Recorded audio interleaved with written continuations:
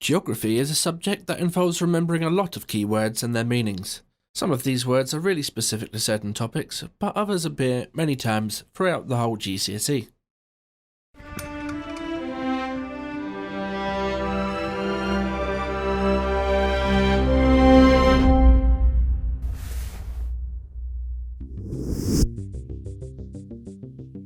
When we talk about social things, it means anything to do with people in their lives.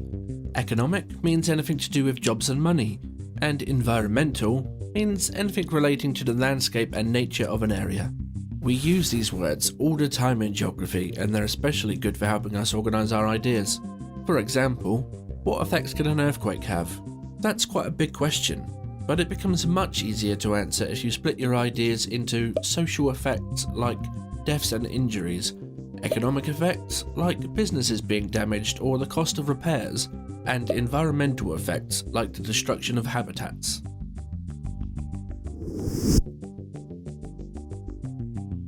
Development means how much progress a part of the world and its people have made. Most of the time we use it to describe countries. A country with a high level of development usually has a lot of money and people enjoy a good quality of life, whereas a country with low level of development is the opposite. They generally have less money and people have a lower quality of life. Every country around the world is at a different level of development, so at GCSE we simplify things a bit by sorting them into 3 categories. There are countries that are at a lower level of development. If the exam board you study is AQA or EdXL, then you call them LICs, which means low income country. If the exam board you study is OCR, then they're known as LIDCs, for low income developing country. The opposite to this would be the countries at a high level of development. If the exam board you study is AQA or EdXL, then you call them HICs, which means high income country. If the exam board you study is OCR, then they're known as ACs, for advanced country. Some countries are kind of in between. There are parts of the country that are still quite poorly developed, but other parts that have developed quite a lot, so you end up with a mix of rich and poor. For AQA and EdXL, then you call them NEEs, which means newly emerging economy. For OCR, they're known as EDCs, for emerging and developing country.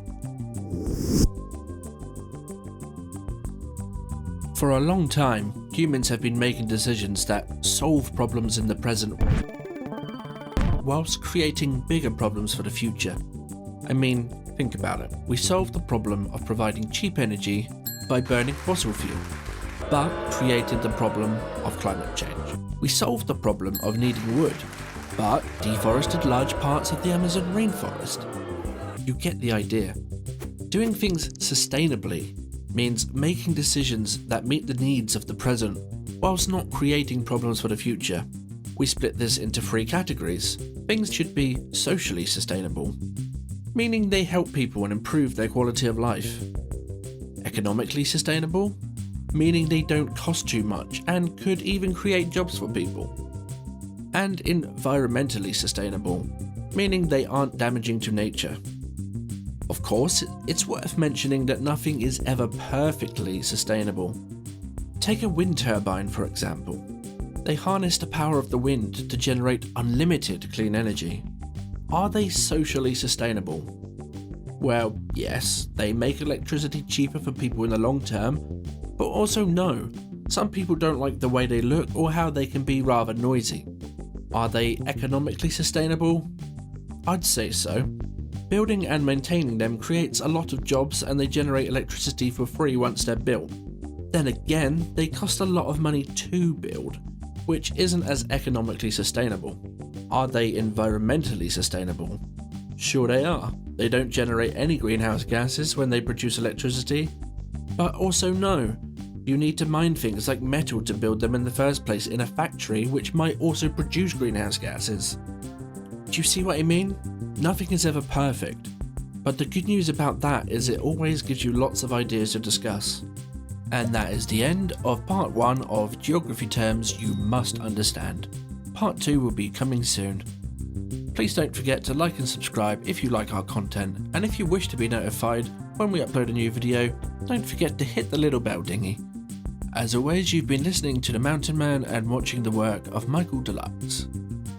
And remember, keep it simple.